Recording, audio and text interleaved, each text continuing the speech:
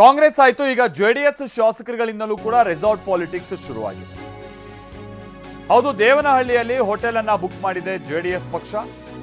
ದೇವನಹಳ್ಳಿಯ JW ಮ್ಯಾರಿಯಟ್ನಲ್ಲಿ ರೂಮ್ಗಳನ್ನ book ಮಾಡಲಾಗಿದೆ. ಈಗ already 16 ರೂಮ್ಗಳನ್ನ booking ಮಾಡಲಾಗಿದೆ ಅನ್ನೋದು ತಿಳಿದು ಬರ್ತಾ ಇದೆ. ಸಂಜೆ HD ಕುಮಾರಸ್ವಾಮಿ ಅವರು ರೆಸಾರ್ಟ್ಗೆ ಬರುವಂತ ಸಾಧ್ಯತೆ ಇದೆ ಅಂತಲೂ ಕೂಡ ಹೇಳಲಾಗ್ತಾ ಇದೆ. ಈಗ ತಾನೇ ನೀವು ಲೆಕ್ಕಾಚಾರ ನೋಡ್ತಾ ಇದ್ರಲ್ಲ, JDS ತನ್ನ ಅಭ್ಯರ್ಥಿಯನ್ನ ಗೆಲ್ಸ್ಕೊಳ್ಬೇಕು ಅಂತ ಅಂದ್ರೆ ಅಫ್ಕೋರ್ಸ್ 28 ಮತಗಳ ಅವಶ್ಯಕತೆ ಇದೆ.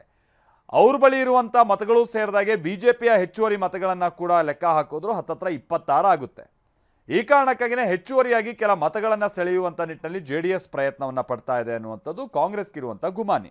ಮತ್ತು ತನ್ನಲ್ಲಿರುವಂಥ ಮತಗಳನ್ನು ಉಳಿಸ್ಕೊಳ್ಬೇಕಾದಂಥದ್ದು ಅನಿವಾರ್ಯತೆ ಇದೆ. ಯಾಕಂತಾರೆ ಅದು ಮತ್ತೆ ನಾಳೆಯಿಂದ ದೊಡ್ಡ ಪುಕಾರ ಆಗ್ಬಿಡುತ್ತೆ, ಇವರೆಲ್ಲ ಕಾಂಗ್ರೆಸ್ ಕಡೆ ಹೋಗ್ಬಿಟ್ಟವ್ರೆ ಅಂತ ಹೇಳ್ಕೊಂಡ್ಬಿಟ್ಟು.